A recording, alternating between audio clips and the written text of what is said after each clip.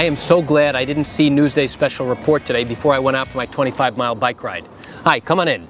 I'm Jerry Oginski, a New York personal injury trial attorney practicing law here in the state of New York. And I came back from my bike ride, and what do I see on the front page of Newsday?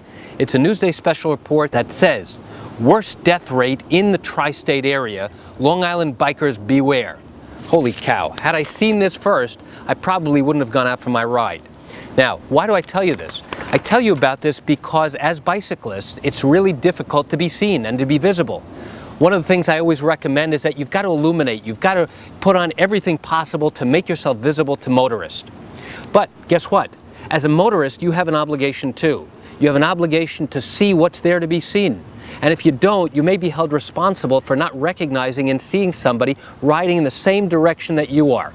As bicyclists, you should always be trying to illuminate and use bright reflective colors.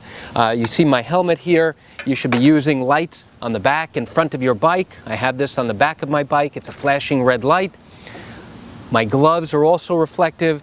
Everything that I use, a green jersey, is to make myself brighter, because what happens is a lot of these drivers simply don't see you as a bicyclist, and that's a problem. In fact, the report refers to the fact that a lot of the fatal crashes were caused by a range of contributing factors, including drunken drivers to cyclists who failed to obey the rules of the road. Now, that's a big problem. If, as a bicyclist, you fail to follow the rules of the road, and your family tries to bring a lawsuit because of what happened to you, well, the defense is going to turn around and say, hey, don't blame us. Your loved one went through a red light when they shouldn't have. Your loved one was going in the wrong way of traffic. Your loved one was doing something they should not have been doing. So that's one of the things that I look for anytime somebody comes to me that's involved in a bike accident or in a car accident.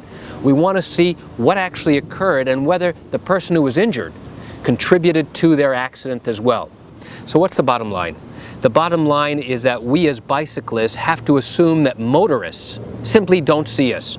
And we have to take precautions and do everything possible to protect ourselves, because we have to make the assumption that motorists simply do not see us. Bicyclists, beware. Go out there, have fun, but be really careful when you're on the streets. Motorists, please make every effort to recognize that there are bicyclists on the road. It'll save your life and theirs. I'm Jerry Oginski here in New York. Thanks for watching.